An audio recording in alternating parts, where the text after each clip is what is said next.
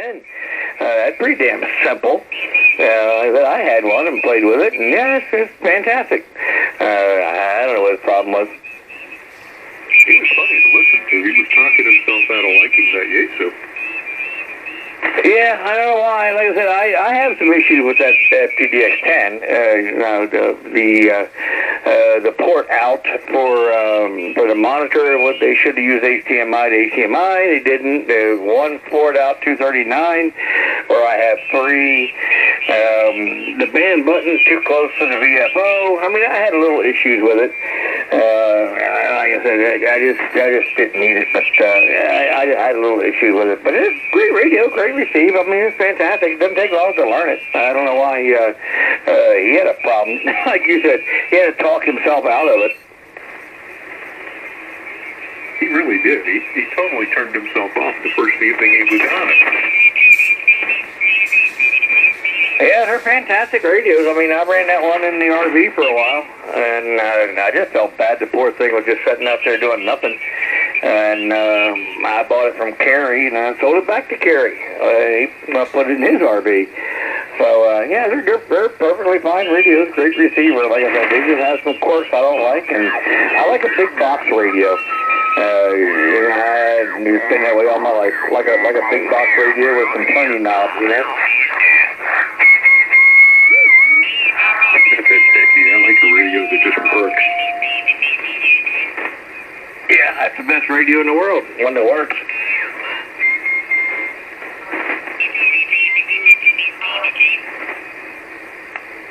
Most of the time when I get a chance to play with one, I'm fixing it for somebody, and then it goes away, and then I never see it again. Yeah, I hear you. Yeah, like I said, I like the ones that work. And, you know, I had that PDX-10 out there in the RV for, I don't know, almost a year, maybe. And everybody said, well, you ought to bring it in the house and use it in the house instead of the 3000. I'm like, yeah, why? My 3000 just works.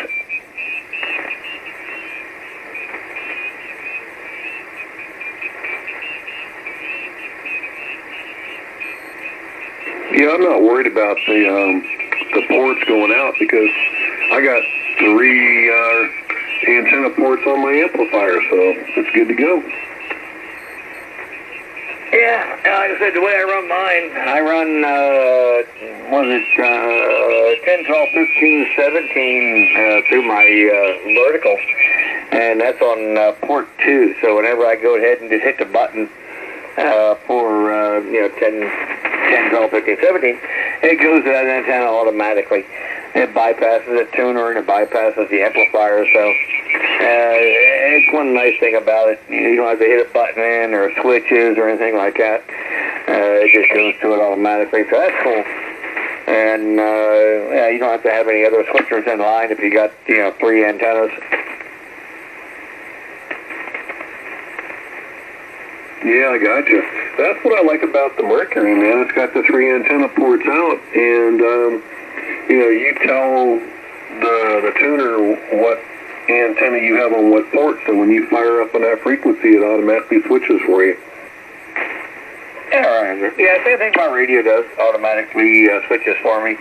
And yeah, that's cool. Like I said, I don't use anything over 100 watts on 10 through 17. And yeah, like I said, it does for me, and I like the way it does it. So, and I can use the one for receive only too. I can use port 3 as receive only, and run like an SDR or something to it, and it won't interfere with my transmit. So I could have another antenna out there just on receive and key the mic, and it won't feed back into my radio.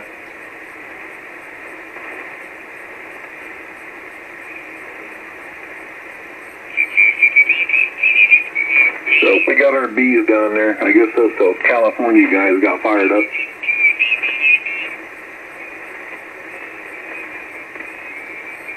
Yeah, they might have been there all along too, and the band is starting to go along. It's about that time. Well, you know what, Frank, actually this band's been holding up pretty good here lately. We've been going all night on it. Haven't been switching to 75. I think maybe one night we did, but yeah, it's been been hanging in there.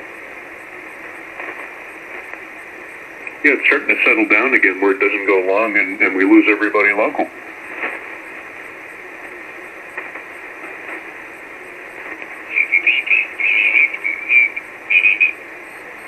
Did we ever get the low band hit where the CME was supposed to strike us today, or did that ever happen? Did it miss us entirely? Oh, it hit, and it was horrible this afternoon early. I think it was downgraded to a G2.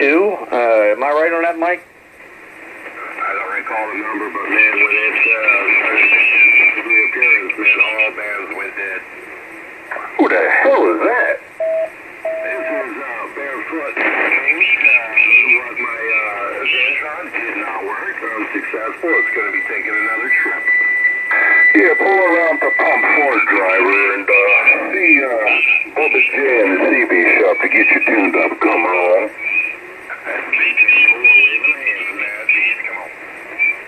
What happened, Mike? What went bad again? It's old. 25 years old. I keep pumping money into it, and I don't know.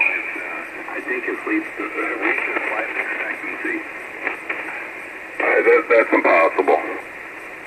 If you have a transformer, you have everything. There's nothing else that you can't replace for super cheap. It's not a big deal. I know, that's what I'm saying. Yeah, it's just not getting any output. At least it's not arcing and making that short anymore to replace that.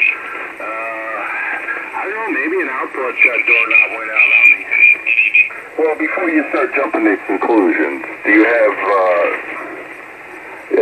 you have the Yaesu in line right now, you took it out or whatever, but if the amp is sitting on the bench next to you plugged in and you got a foot pedal or something, turn the amp on, see if you have a high voltage on the meter, and then see if you're drawing plate current. Step on the pedal and see if you see any current. If it is, then the amp is conducting and it's making some kind of power. You just got, that's stage one of the troubleshooting. Yep, it's getting its proper voltage, and then when I key it down, the current goes up pretty high, actually, so it's kind of scary. And that's with 100 watts of drive, 50 watts of drive? That's with 50 watts of drive. Yeah, it's almost kind of like you're not getting into a proper load. You know, it's almost like, are you sure you got everything wired up right? It's almost like it's not an antenna. Do you lose receive? Do you have a high SWR in the input? No, nothing. So it's on the output side. Yep, I'm talking through it right now on bypass. Are you able to feed a small amount of power to it, get it to get the plate? No, nothing. It's just no output whatsoever. That would be easy to find. Yeah, there's no output. It's maybe that coaxium you put in there, maybe something is shorted to something. You gotta look in that area there. Because it's almost like the amp is not seeing a load. It has no antenna load.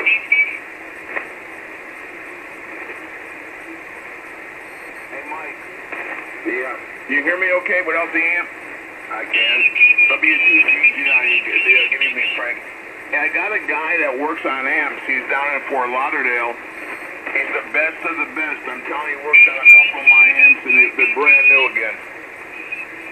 No, hell, he's got to end up by him, so you don't have to go to Fort Lauderdale. What was that? He's got to end up by him, on Lake Weld. Oh, yeah, I forgot Ed's up there. You're right, yeah. Yeah, we got the best of the best on frequency, actually. Who's that? Frank. Yeah, you're gonna draw Colin back out of his farmer nest out here, Bob.